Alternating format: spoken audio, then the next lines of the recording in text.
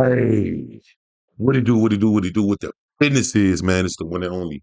I to the you back. This time we got old Swifty Blue almost got unalived, but they arrested feds or the police. I don't know the whole story, but they was trying to unalive Swifty Blue. It's his own people from him. Man. Let's get into it. Shout out to 90 Jake. Y'all go over there if y'all want to see this video. One of the most controversial rappers coming out of the West Coast in recent years is by far none other than Swifty Blue. Gangland, the southern side. I'm right here with the homie from White Fence. Check it out. If you ever in Los Angeles and you are here handling business, make sure you tap in with some solid homies for your own security.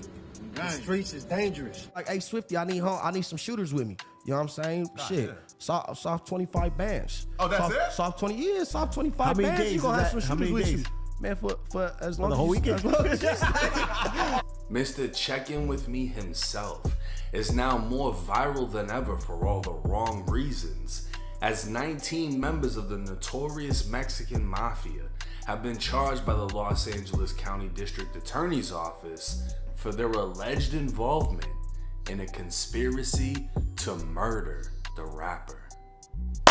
Man, what's up everybody? Welcome back to another episode of EOS. It's 1090 Jake, man, I'm rocking with y'all and y'all rocking with me. And for this video, we're gonna be speaking on Swifty Blue and the 19 Mexican Mafia members or associates that were taken down after repeatedly trying to kill him.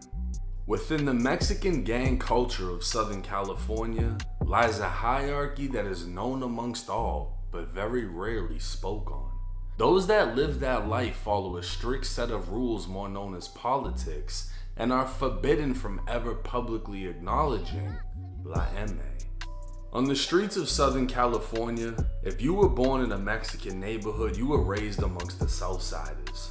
Primarily known as Sureños, the Spanish term for Southerner, Southsiders control multiple hoods known as barrios within Southern California and are considered the largest population within the California prison system. Entering the Los Angeles County jails to roll with the Southern Mexicans would be known as rolling with the Southsiders. But in prison, just because you're a Southsider, that doesn't make you a Sureño. That title could only be earned through blood, sweat, and steel. And it wasn't optional, meaning you couldn't ask for it. You could raise your hand to put in work, or your name could be called.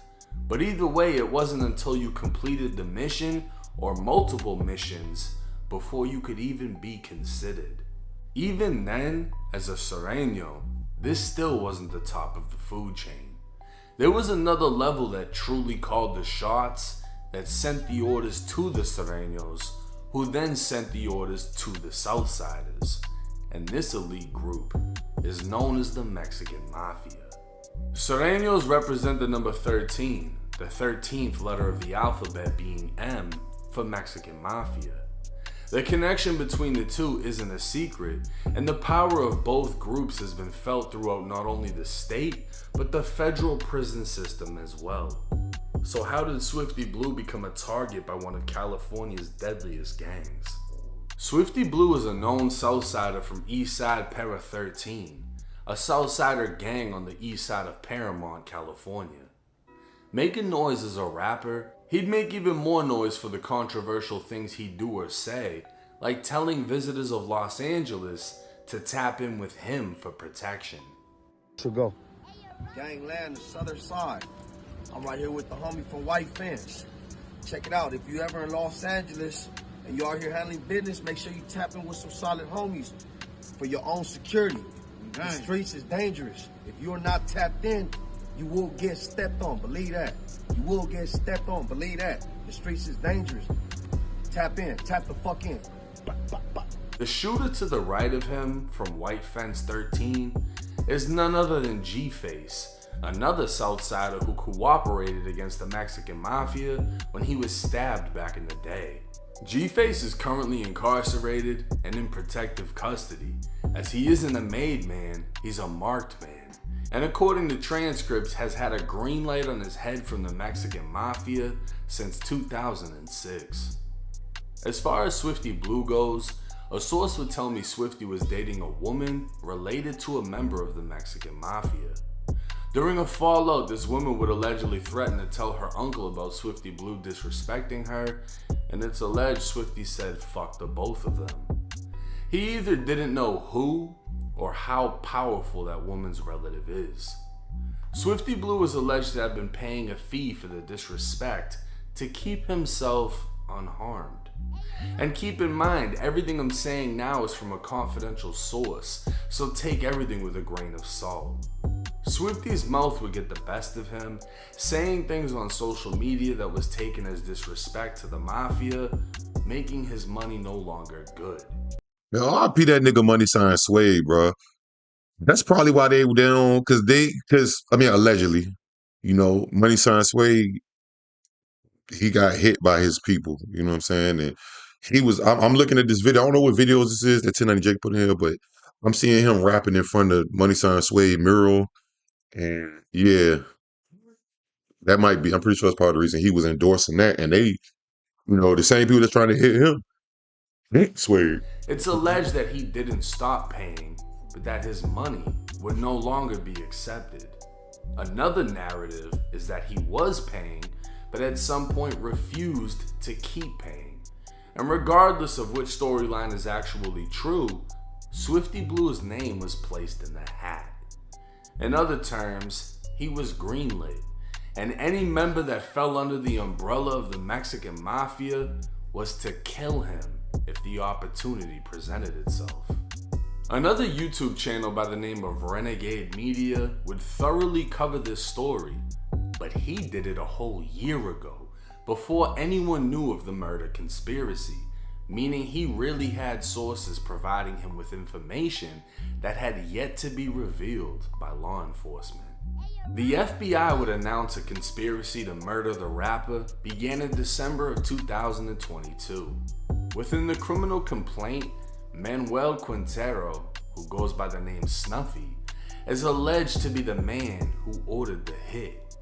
This is alleged to be the uncle of the woman Swifty Blue was dating. A man named in the complaint would tell an informant that members in Paramount, Compton, and downtown LA had instructions to attack Swifty on sight. La M would learn he was arrested, and word was passed from the streets to prison, and from prison to the county jail. In November of 2023, while inside of the Los Angeles County Jail, a man who was 2 cells down from Swifty Blue would call his 66-year-old mother, asking her to ask an associate if the one who sings is still good. His mother would hang up. When he called back, she'd tell him he's no good. For this, both the man and his... That's a gangster. That's a gangster, nigga. Hit his mama, his grandma. Hey, ask, see if my mama was gonna help put the work in. His elderly mother have been charged with the conspiracy to murder. 2 days after the mother and son spoke, another jail inmate called a prisoner who had a contraband cell phone. After mentioning Swifty Blue, he'd ask if he remembered a Raza rapper who was in the shower. Prosecutors believe this was a reference to Money Sign Sway, the 22-year-old rapper who was killed with a box cutter in a prison shower 7 months earlier. The prisoner on the phone would say, the end result should be the same. The next day, Southsiders were told to handle that shit with prejudice. At 5:50 in the morning when cells popped for showers, 3 Southsiders rushed Swifty Blue's cell as a 4th man would obstruct the jail camera as they beat and sliced the rapper. 5 hours later, a man would call a woman from jail, asking her to tell the member in prison that old boy got his rap session. They didn't really get a good show. Expect them to be performing in probably the 4,000th floor here soon. Wow. They talking in code like a motherfucker. This motherfucker. Damn. Swifty. What the fuck? Shit crazy. In other words, they failed to kill him and planned to try again as soon as Swifty landed in another part of the jail. But before this would happen, Swifty was released essentially saving his life. In March of 2024, members would communicate through TikTok stating the rapper was on live outside of his family's home. An armed Southsider would drive to the house at 1 a.m., sending a picture of a gun in a cup holder of his car and replying on TikTok saying he ain't here. Members were later sent to vandalize Swifty's home, tagging Swifty Blue 187, a sign he's marked for death. Wow. Every step of the way, from green lighting, calling to confirm he's no good, to driving to his home, are all being considered acts within the conspiracy to murder Swifty Blue. Every participant that made a call, gave a code, or sent word is being charged in the conspiracy to murder the rapper. And to be quite honest, I'm surprised that he's still alive. The thing is, this arrest does nothing for Swifty Blue. According to the information we have, he's been marked for death since 2022, and it doesn't matter if it's 2042.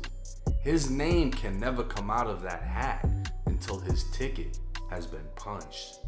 His only escape would be to leave California entirely, but his career relies on his gangster image and remaining in the spotlight.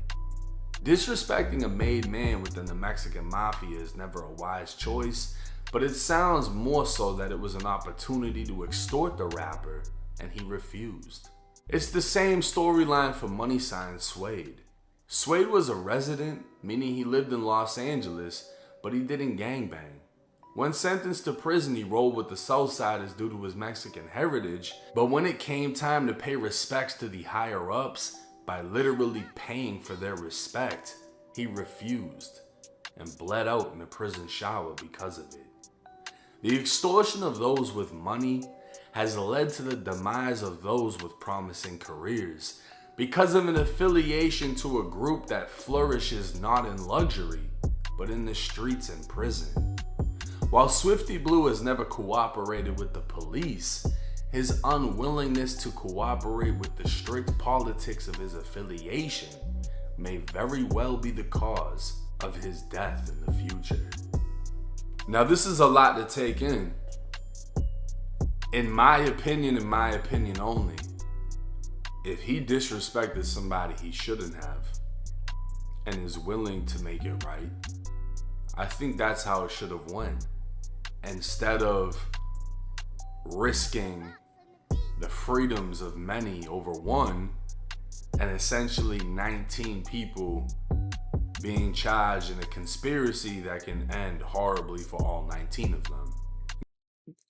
I'm just trying to figure out why do the police want to help Swifty Blue so bad?